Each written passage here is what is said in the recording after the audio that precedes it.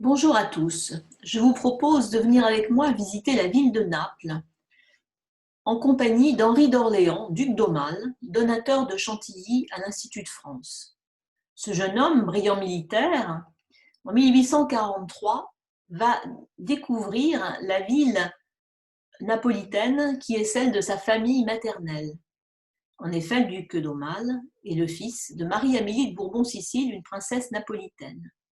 Et justement, en 1843, auréolé de la gloire de la prise de la Smala d'Abdelkader en Algérie, où il s'est illustré quelques mois plus tôt, eh bien, il doit chercher une fiancée, il doit songer à se marier.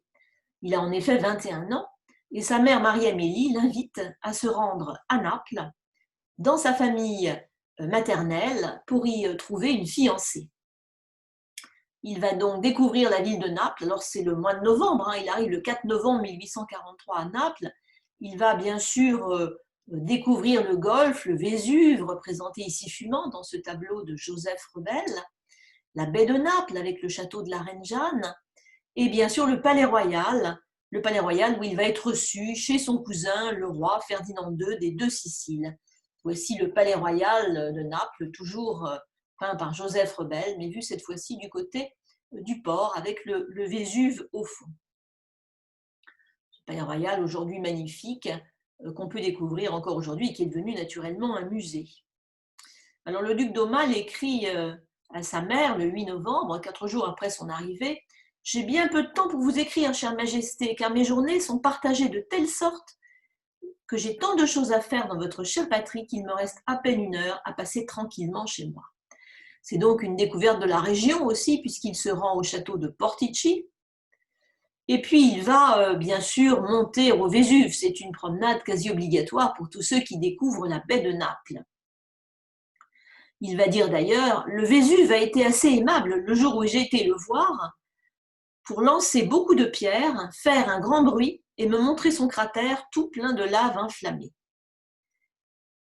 Et en redescendant, ajoute-t-il, je dînerai à la Favorite chez le gros-oncle, c'est-à-dire le prince de Salerne qui est l'oncle du duc d'Aumale, parce qu'il est le frère de Marie-Amélie, et il sera aussi son beau-père, puisque Aumale va épouser l'année suivante sa cousine germaine, Marie-Caroline de Bourbon-Sicile. Vous voyez ici la pointe du Vésuve avec le port de Granatello et la villa d'Elbeuf au premier plan. Voici la villa Favorite à Arcolano, à Herculanum, peint par Joseph Rebel, qui est la villa, le séjour favori donc du prince de Salerne, beau-père et oncle du duc d'Aumale. Voici la réalité de ce qu'est aujourd'hui la villa Favorite à Ercolano, donc sur les pentes du Vésuve. Et voici donc le gros-duc, comme l'appelle plaisamment son neveu et gendre, le prince de Salerne. Aumale va donc épouser sa fille l'année suivante, en 1844, bien sûr, à Naples. Et voici la princesse de Salerne, donc l'épouse du gros-duc, qui finira ses jours d'ailleurs à Chantilly, plus précisément à Vineuil-Saint-Firmin, aux côtés de son gendre, le duc d'Aumale, en 1881. Hier matin, dit le duc d'Aumale dans ses lettres à la reine Marie-Amélie, le roi m'a mené chasser à Capodimonte, où je me suis fort amusée. Vous voyez ici le tableau de Dackert, un peintre allemand qui présente le roi Ferdinand Ier chassant le sanglier en 1783 dans la plaine de Carditello. Donc c'est derrière Capodimonte. Et ce même peintre Dackert a peint une grande version du tableau qui se trouve aujourd'hui au Palais Royal de Caserte. Donc vue du Vésuve également par Simon-Joseph Denis, que les peintres s'ingénient tous à montrer en éruption, alors que dans ces années 1840, il n'y a aucune éruption du Vésuve qu'on puisse noter. C'est ici un souvenir de l'éruption du Vésuve de 1812 par Simon-Joseph Denis.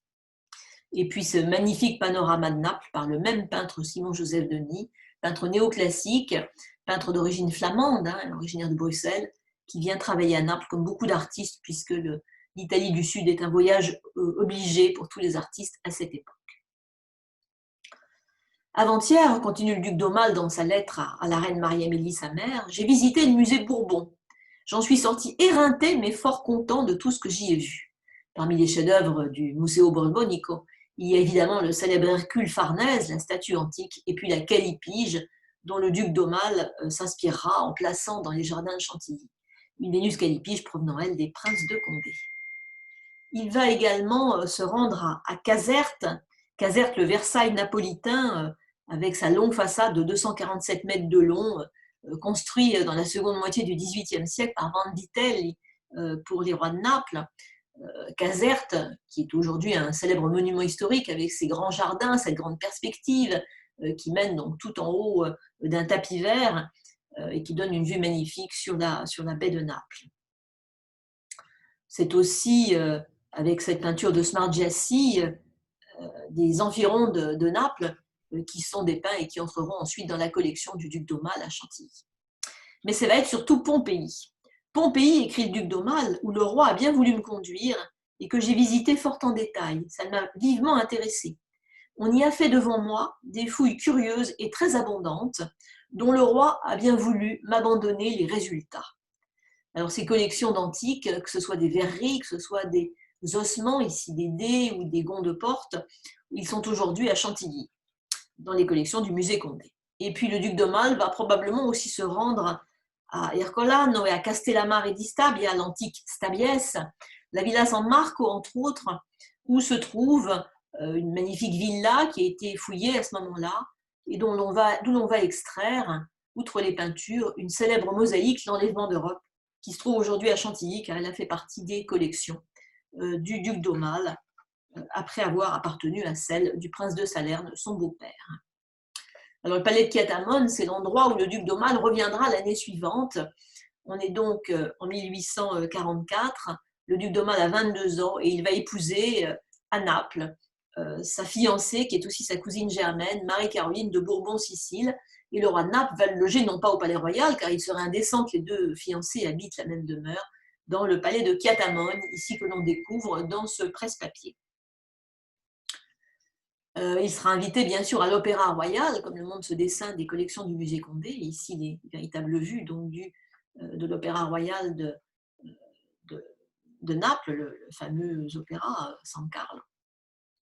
Et puis le Palais Royal, où va être célébré le mariage du duc d'Aumale avec Marie-Caroline, la princesse de Salerne, avec le grand escalier du palais, ou la chapelle royale, où sera célébré le mariage, donc le 25 novembre 1844. Et ensuite, après le mariage des deux époux, ce tableau de Fergola conservera le souvenir du départ de la duchesse d'Aumale, qui sur un bateau va quitter sa patrie, qu'elle ne reverra pas avant de nombreuses années. Évocation de la terrasse de Capodimonte et du Vésuve fumant à l'arrière-plan.